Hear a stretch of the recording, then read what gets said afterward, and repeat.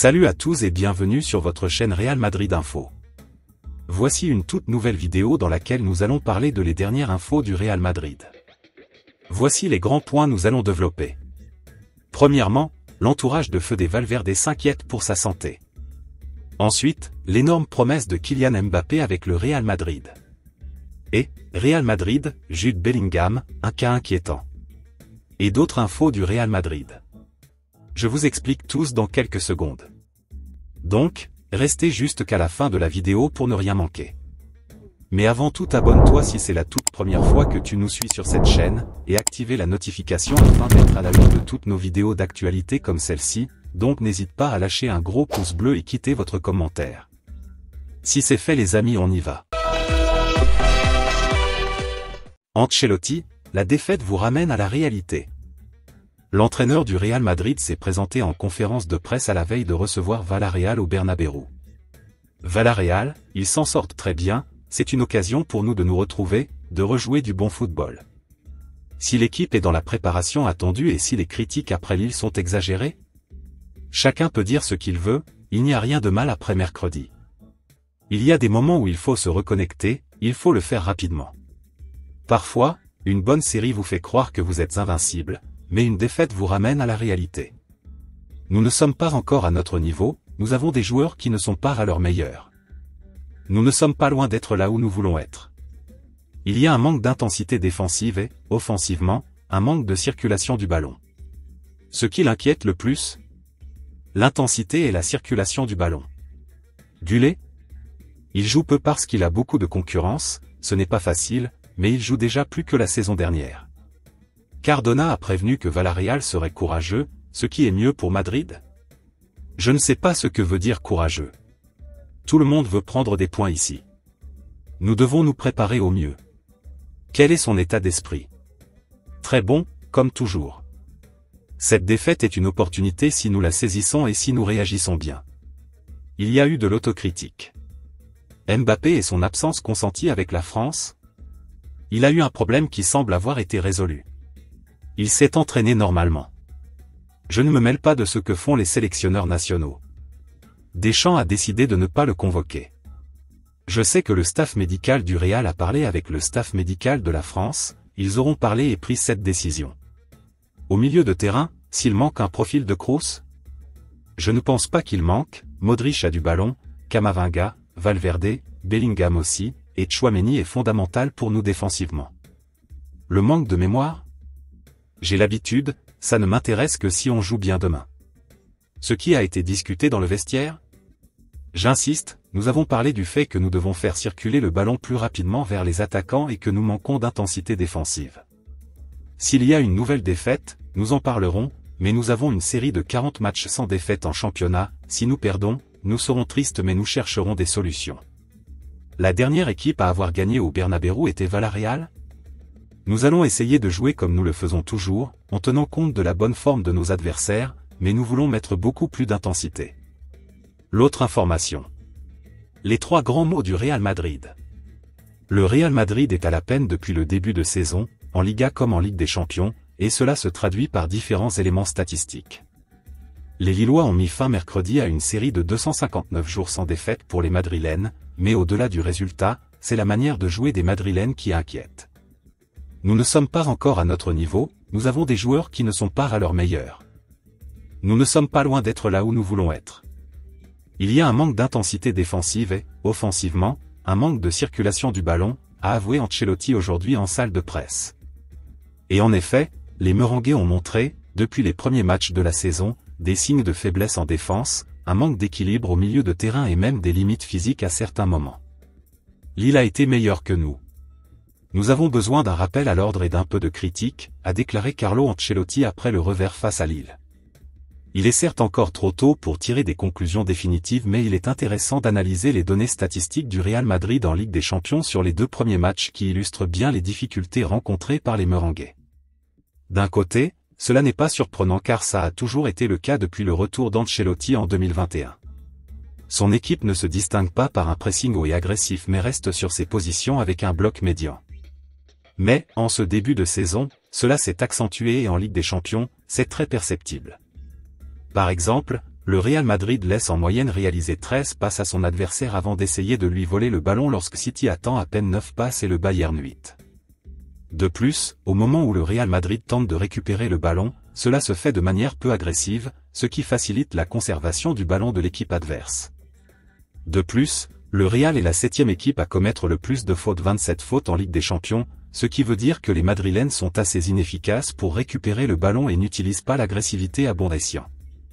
Un autre élément frappant est le nombre de kilomètres parcourus après ces 2 premiers matchs par le Real Madrid, qui est l'une des équipes qui court le moins depuis le début de la compétition. Aucune équipe n'est en dessous de la moyenne de 108,3 km parcourus par match du Real Madrid. Les Merengues sont loin des équipes comme le Bayern 122 km ou encore Liverpool, le PSG et City 115 km. Les données physiques révèlent que l'équipe qui a parcouru le plus de kilomètres sur les 2 premiers matchs est Dortmund avec 224,8 km. Le Borussia est d'ailleurs le prochain adversaire du Real Madrid. City est l'équipe qui a réalisé le plus d'accélérations 2018 et Barcelone celle qui a réalisé le plus d'accélérations extrêmes avec 136, tandis que le Real Madrid ne figure pas parmi les meilleurs élèves dans ces 2 domaines non plus. Le Real a toujours été connu pour être l'une des équipes avec le plus haut pourcentage de possession de balles en Europe.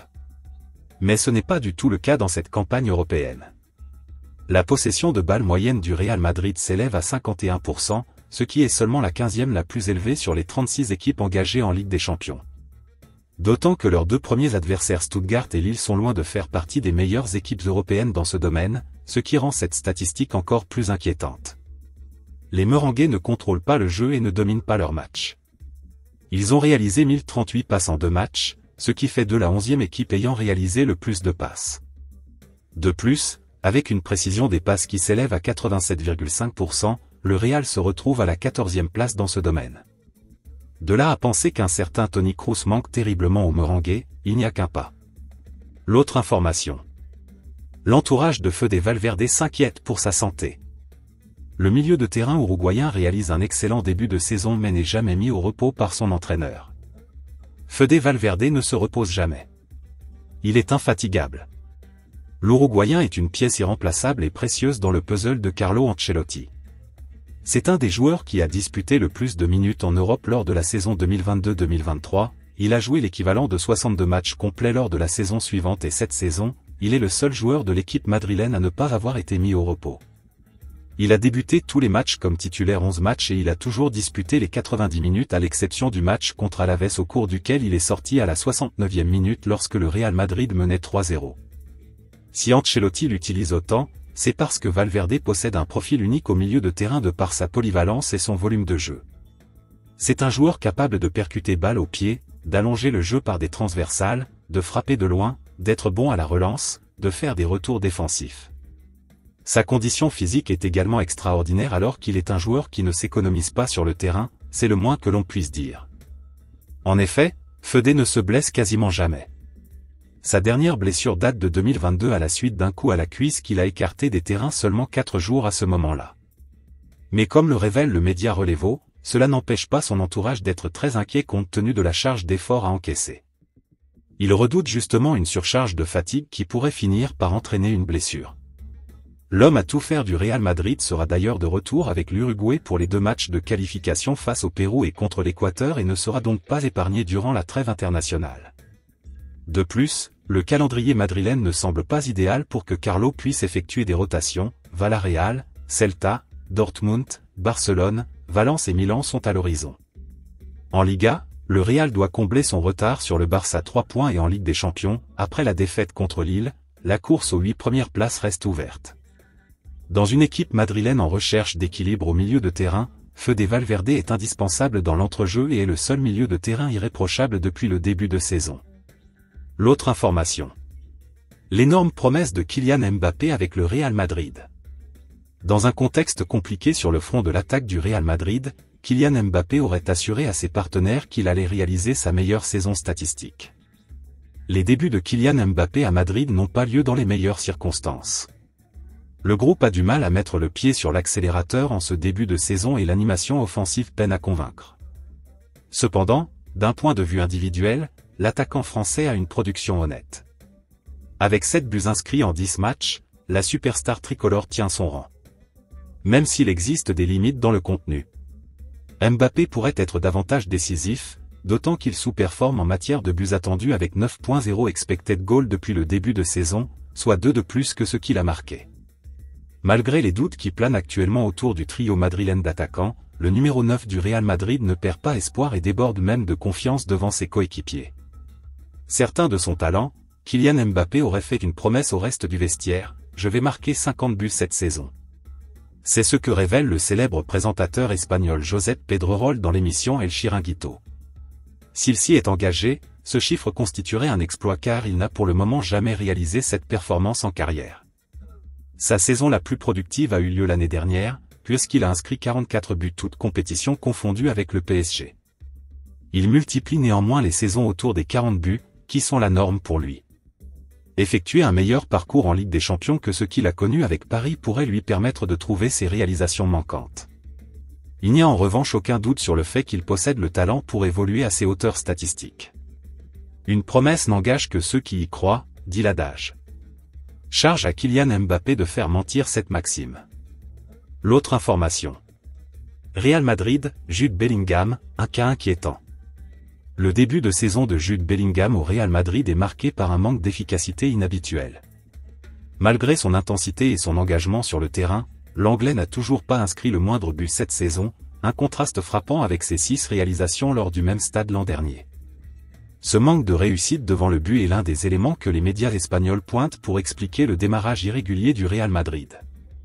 Mercredi dernier, la série d'invincibilité des Merengues a pris fin après 37 matchs sans défaite, avec une surprenante défaite face à Lille en Ligue des Champions. Bien que ce revers ne suscite pas encore de grande inquiétude au sein du club, les observateurs cherchent à comprendre les raisons de ce faux pas, et Bellingham est l'un des joueurs dont les performances sont scrutées de près. Le quotidien AS souligne notamment la différence marquante avec la saison précédente, où l'ancien joueur de Stourbridge brillait devant le but. Carlo Ancelotti, après la défaite, a admis que les choses ne se passent pas comme l'année dernière.